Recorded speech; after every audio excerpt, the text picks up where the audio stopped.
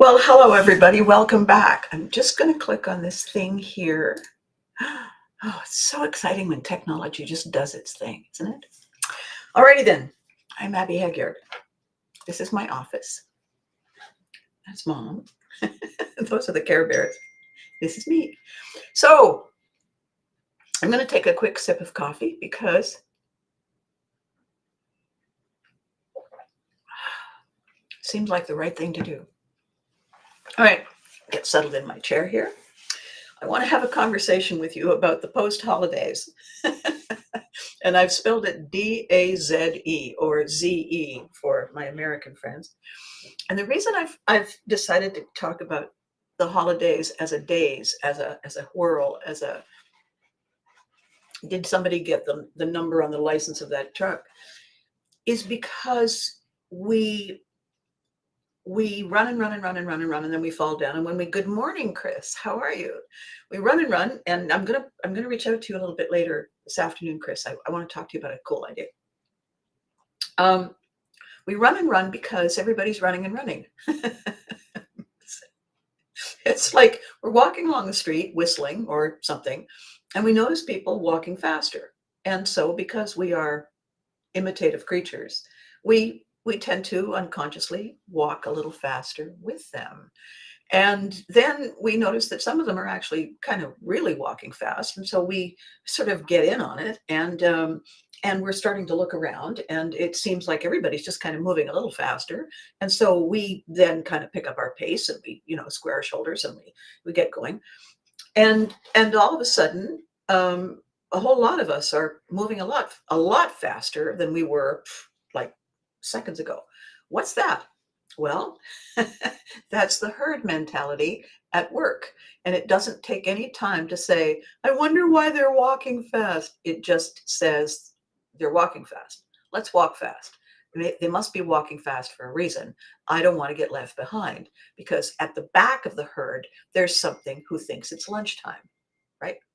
So what happens to us is we assume that everybody else has a reason. They made a decision to move faster. There is a thing, something motivating them that we just can't see. And we're going to leverage their wisdom. We're not stopping saying, hey, excuse me, what's going on? Oh, never mind. And we speed up. It never, ever occurs to us that everybody is going faster because they're watching other people go faster. It can easily start with just one person. It can easily start by an accidental thing. Somebody is legitimately late. Oh, shoot. And they speed up. And it unconsciously causes everybody to shift into go along to get along gear. And as I'm telling you this, you can probably remember the time you've maybe visited a bigger city and everybody's moving faster. Oh my God, how do they even do it? You get back to your smaller town, you think, oh, that's better. Because the urge and the urgency are not the same in a smaller place that works and lives at a slower pace. So the holiday season, and I don't want to be a grump, but a large part of the holiday season is commercialized to buy and sell and do and be. Correct? Correct. Not for nothing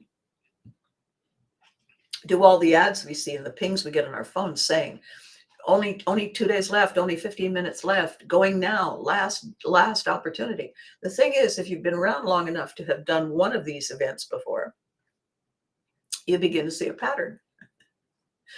I remember somebody telling me a long time ago that Black Friday, originally Black Friday, was a sad day.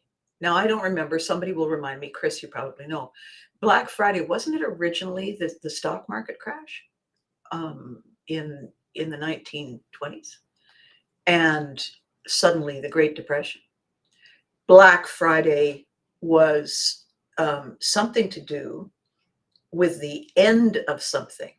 It came to an end. Everybody knew it came to an end on a Friday, and it was Black Friday. I know that in the large layoffs up in Canada, we have a couple of very large broadcasting companies. Good afternoon, Sky. How's jolly old UK? I know that the larger companies will often, and I think there's no good time to lay off people, but they seem to lay people off on a Thursday or a Friday with no warning. All of a sudden you get a pink slip. All of a sudden people are being called in and interviewed and leaving. And they had plans for the weekend that are now out the window. And sometimes they're laying people off right before the holiday, right before a big event, right before a massive national, international celebration. It's cold but sunny. Same here. And the wind is blowing very fast. I looked outside and the flags are holding onto the flagpoles for dear life. So what we're talking about, Sky, what I'm talking about today is something I've called Post-Holidaze. And I've spelled holidays, not D-A-Y-S, but D-A-Z-E, D-A-Z-E for our American friends. And because it is a spin. It is a, whoa, what the hell, what was that? What just ran through here like a herd of heffalumps? And what I'm talking about is not just that we observe it, but without realizing it, we shift into that momentum. We shift into that mental and emotional state of gotta do, gotta get, gotta have, gotta be. And I got to do it now, right now. Got to buy more. Let's get 6. Oh, they're on sale. And there's no time for thinking. So it's the thinking part and the breathing part that I want to talk about today, because I'm not going to suggest here's the 6 things you can do, because you're already exhausted. You're already lying face down on the kitchen floor saying, oh, the linoleum tiles are so cool. I'll just rest here for a moment. We get caught up. We get carried away. We allow ourselves to buy into and become triggered by the adrenaline rush, the swirl, the excitement. Excitement triggers us. Our little subconscious brain says, all right, ramming speed. And it gears us up with high adrenaline. We crave salty, crunchy, sweet food that fuels more and more and more adrenaline. And we're breathing fast and we're really excited. We're all suddenly, all those little kids. You remember the little kid game where they would spin? You spin a kid and then let them go, and they're walking all over the place and they're falling into things and giggling and laughing. Yeah, except that we're not that little kid. And we bump into things and fall down. It takes us a while to figure out how to get back up. Because, whew. And so what I want to talk about today is how we stay with the herd, stay with the group, stay with, good morning, Kelly, stay with the place, the people, the habits that feel amazing, feel safe, hit all of our nostalgia buttons. We get to stay there. We don't have to keep pace there. If we start to slow down, everyone starts to slow down. And out of the clear blue of the western sky, by the way, does anybody know the TV show that I'm quoting when I say that line? Chris. Sky, when all of a sudden we realize something has been happening, not, whoa, there it is, but we all of a sudden think, how long have I been doing that? How long has that been this? Huh? How long have I looked that remarkably unfortunate in that dress? Burn the dress. We suddenly take notice of what has become unconscious.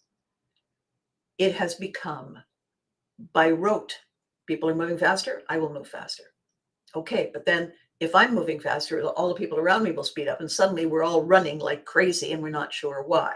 So this today on our 321.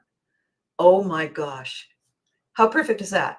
321. That's our episode number this afternoon for Sky and the folks over there. 321 is our restart button. It is our reset to perfect our own pace, our own style, our own purpose.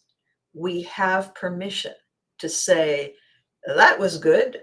I'll talk to you next month or next year, depending.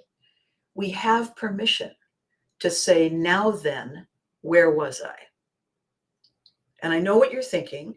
You're saying, I hate it when she does that. I hate it when she says we have permission, because without the instruction book and the Allen key, I don't know what to do with it. Fear not, I have the instructions. I looked it up. Black Friday was a 17th century slang in schools, as that's when exams were. The modern term started in the 60s. Ah! Most of the year in the red to go, yes. See, we can always rely on Chris to find the answers and to know the answers. So one more sip before I dig in here.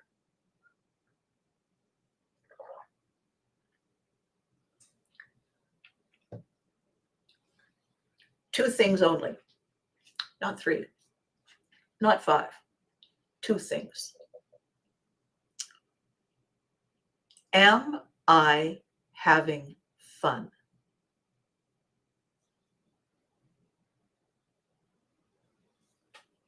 That's the first one. Am I having fun? You didn't think I was going to say that. Am I having fun is the big umbrella term for what's in it for me. Why am I here? Where am I going? What is my, all those other important questions that you get into when you're actually deciding the map and the reason we're getting in the boat at all. But am I having fun?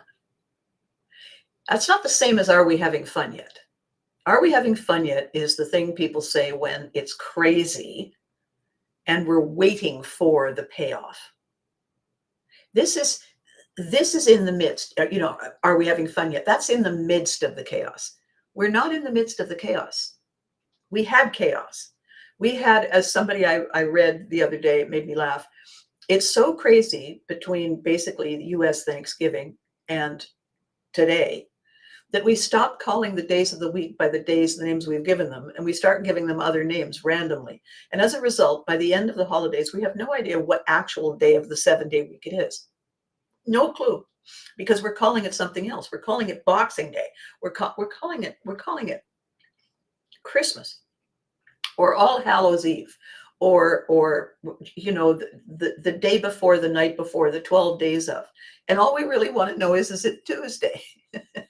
Is it Tuesday? Because that's the day the mail comes. That's the day I get my fresh load of calming, soothing mint tea delivered to me. And so if we say, am I having fun? The answer, yes. Alrighty then. Proceed. No? Okay then. Next question. What will feel good? Not great, not best ever. We're too exhausted for best ever just at the moment. We've had best ever for 3 weeks. Love it. Thank you. Yes, yes. But so am I having fun? Yes. Carry on. No. All right. What will make me feel good? And typically the answer is short. The answer is loud, or the answer is exhausted because it's hard to hear you with your face down on the linoleum floor. Typically the answer is, I don't know. I just want it to stop. And of course, it isn't that we want it to stop. We want to feel less rushed. We want to feel less guilty. We want to feel less shame. Why are we feeling guilty and shame? Because we don't feel we're doing enough. We're already spinning off the end, and we don't feel like we're bringing enough, contributing enough, being enough, having the most best ever, bringing the most best ever.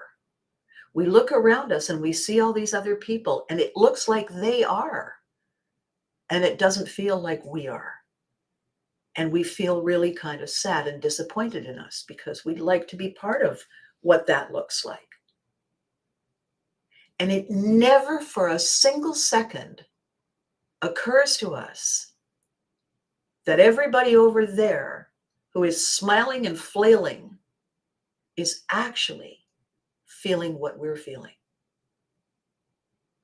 Somebody very, very smart a long time ago, I think we've probably all seen the comment on social media, what other people are posting, we assume is their normal. It's their teaser audition reel.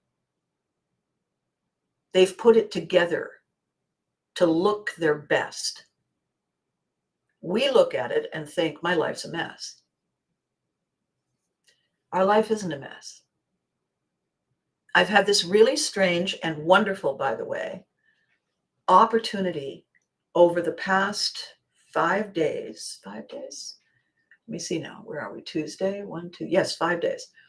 I've been gifted with conversations with four people whose professional career path is therapy.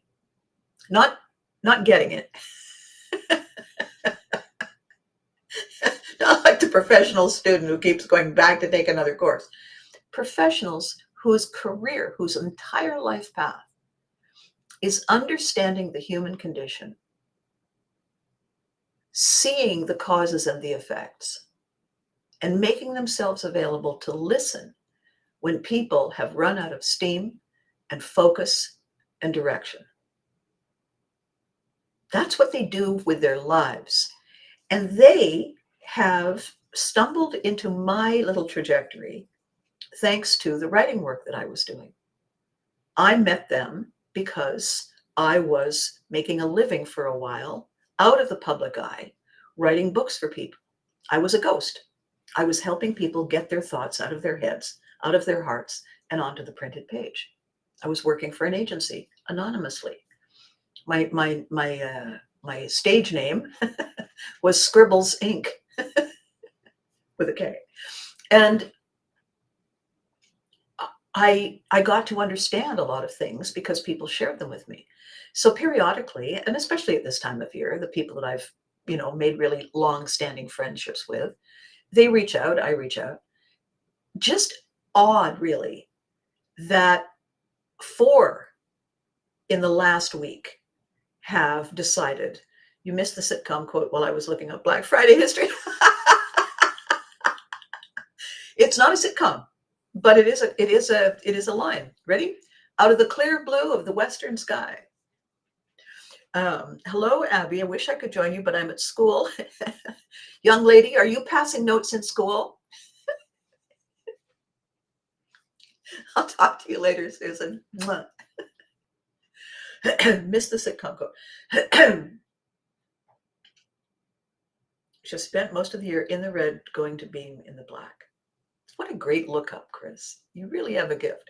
So sorry, I'm reading the stuff along the side to make sure that I stay current with what's going on. I love the comments coming in because it gives me a chance to know that you're having questions pop up. So where we are when somebody smart says, I have a question for you, is on top of the world because they're smart and they think we are too. Or they just want to get a really colorful alternative angle on something. They're looking for a laugh. I don't know. However, if they say, I want to get your take on something. And you said that. When they reached out, these four amazing people. The conversation we were having was consistently the same conversation. Not exactly the same question, but the same purpose behind it. And what we were all talking about, and the most recent one was last night with this lovely, amazing human being who pretty much embodies pivotry and motion, finding a way to reset his path in his life, is this remarkable Canadian who leads a quiet life, who has had a very busy, unquiet career, and who, like a phoenix out of the ashes at the end of that very, very colorful, busy, scary career, has found a calling that he fills more purposefully and more brilliantly than a lot of people. So this friend of mine, his name is Gaetan, and he is a veteran, and he had significant situations happen to him that caused him a great deal of mental and physical and emotional unrest. And when he came back from his tours of duty, he realized that he needed some assistance in order to navigate his days and nights. And he became involved in this process, this path in which we train dogs to be there with us, for us, purposefully, at the very moments when our flashbacks, our memory brings the scary moments back to us in living color. Not only has he found himself the assistance he needed with dogs, but he has restarted his own life, his own career, by getting trained and certified as not only an assistance dog trainer, coach, guide, but in behavioral therapy for dogs, for people, for that relationship. So the PTSD is part and parcel of it. So he's a military guy. I'm a military brat. We have a great deal in common. And our conversation last night was all over the map about many things, except that it came circling back repeatedly to one thing. And the one thing was, if we don't pay attention to the things we need, to the signals our bodies send, to the time we need to invest in rest, in recovery, in curiosity, in saying 2 weeks away to recharge, to clear my head and begin again, not from zero, but from before this most recent ta-da mad tap dance. And part of the conversation we were having had to do with technology, because it is pervasive, and I am very grateful here we are using it in order that we can do this. What we don't realize is that we must, like any machine, like any organization, like any system, we have to have time out for service. We drive into a gas station to check to see if we have enough fuel. We drive in to check to see if we have enough of the fluids that allow everything to operate. We check in to make sure that the tires have enough air in them. We check in to see if anybody has hit us when we weren't looking and we need to do a repair. Why do we do that? Because it's our vehicle and we rely on it to get us from here to there. We do that for the car. We get a little notice that says time to change your tires or time to change your oil, and we take care of it. The little red light comes up on the dash, and we are one of two kinds of people. We go get a Band-Aid to cover up the light on the dash, or we go and ask somebody, what's the red light telling me? And then we take care of it. We will do that for the car. We will open the door of the refrigerator and find no food in it and say, well, that's not right. And then we'll go and get more food. We will realize that there's mud in our shoes. So we'll take the shoes off at the door and clean the shoes so that we don't track mud everywhere. And we certainly don't track it in on the rug. We will do all those things when it comes to our attention that it's necessary. Unless we're the kind of person that just automatically does a little bit every day all the time. And I don't know who those people are. What we don't do, though, is we don't do those regular, singular self-checks. We don't check to see if we have mud on our feet, if our thoughts aren't muddied, if we don't need to give them a rinse, a cleaning,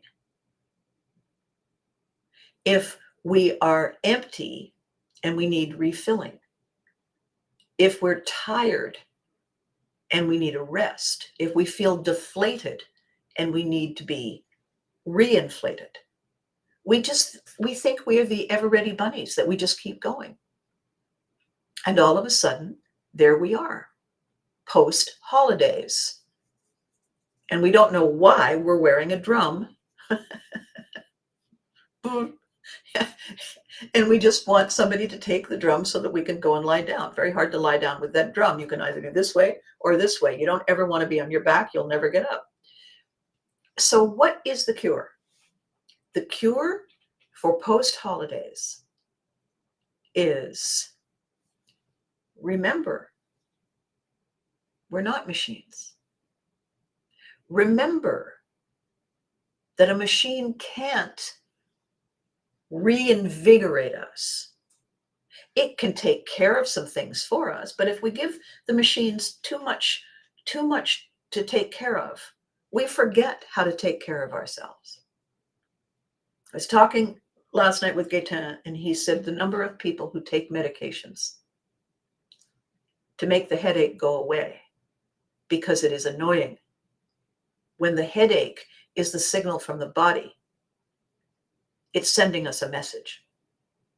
We don't want to hear the message. We don't want to deal with the source, so we take something to make it go away. We don't want to give ourselves permission to explore how we feel, so we binge watch, shop, travel, go out to keep ourselves too busy to do a quick check-in. We can do how are you on a scale of 1 to 10? How is the day unfolding on a scale of 1 to 10? And I love that as a process. The reason I love it, Chris and I were talking about it the other day. And for those of you who don't know, by the way, Chris Wilkes is my partner in crime, driving and fueling and invigorating people in our wonderful social media Facebook group, We Are the Unforgettables. Couldn't do it without him. And he's a lovely human being, and we have been friends for a very, very long time. When I say to Chris, can you do that? He says, absolutely, I'm on it. When he says to me, Mom, I got a problem. And I say, I'm on it. We are there for each other.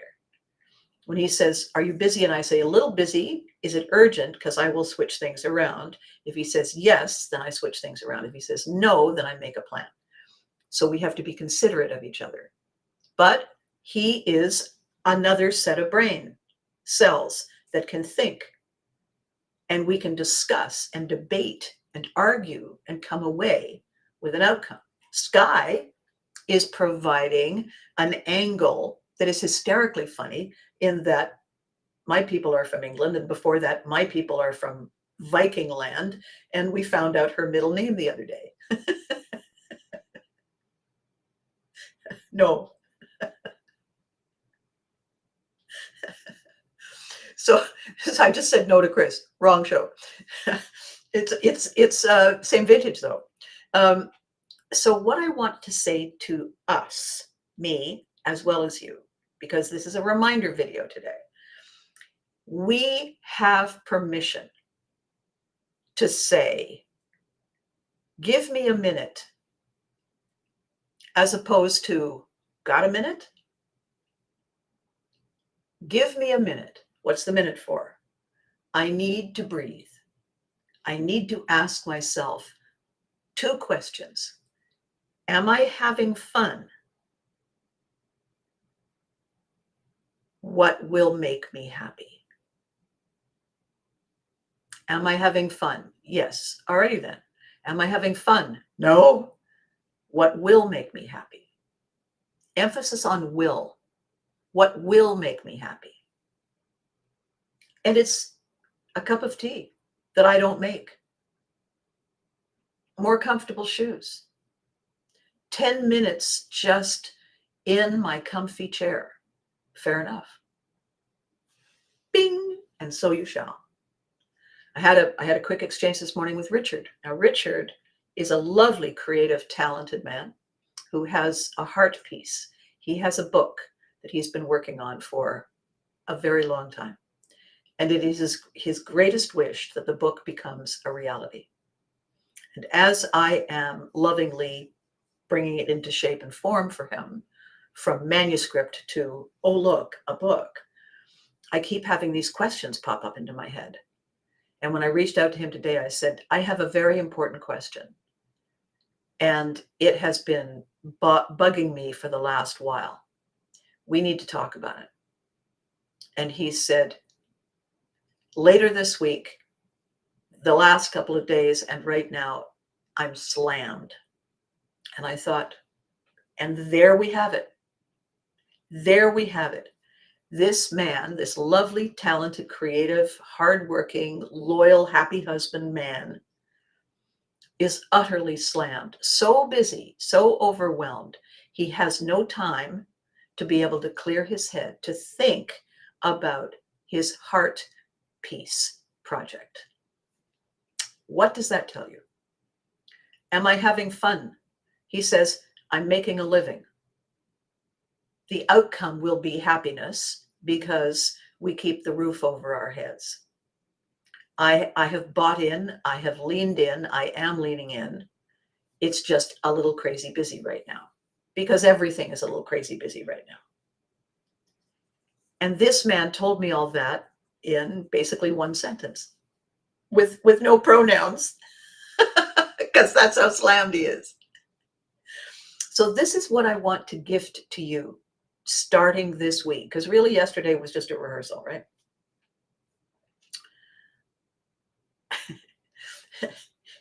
Chris, I'm asking him if he knows the sentence, the slogan, and he does, and it's driving him crazy. And he's going to be going, God, when I tell him what it is.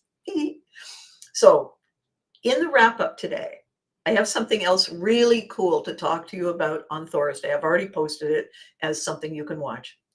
What I want for all of us today, the first full day of this new year in terms of where I am, what I'm doing. I don't have any more stuff I need to take care of. This is my first full got over the long weekend week. Congratulations. Thank you. Huge hugs. We will get there. That was amazing. Happy times, sad times, exhausting times, thrilling times. And now we're back to our regularly scheduled program. The difference between us now and before the holidays is all the memories of all the moments that are now part of our fabric. We don't have to deal with them. We don't have to focus on them. They're finding their own space. They're weaving their way in all by themselves. What we get to say is, made it. Am I having fun? What will make me happy is all we have to do at the beginning of the day, at the end of the day, on a scale of 1 to 10. How close to happy? That's it. That's our job for January. Because if we can infuse happy and we can infuse self-care into the things that we expect, that are expected of us, we can do the most important thing, and that is we can stop chasing the wet spot on the highway. We can stop saying to ourselves, I made all these resolutions. It's not working. I'll tell you why it's not working. It's not supposed to work right now. We think it's supposed to. Well, I signed up for the gym. I'm supposed to be there on Thursday. No. All of our deadlines are self-imposed. But okay. So if a tree fell and poked a hole in the roof of the building the gym is in, they'd have to cancel all the classes. And they would be having somebody saying, we have all these people coming. Well, no, you don't. Not today. You have a hole in the roof. The only people coming are the people to repair the roof. Because life continues to unfold. And our job is to learn how to ride those waves so that we can crest those waves, not run in fear of the waves or get overwhelmed by the waves. So, how to cure the post-holidaze is to focus on happy. Does it make me happy? Do I feel happy? What will make me happy? Just today, just right now. Is it a sip of hot beverage or cold beverage? Is it a comfy pair of shoes? Is it, as my friend Dave says, nobody knows because nobody can see, but I have my pajama pants on under my jeans.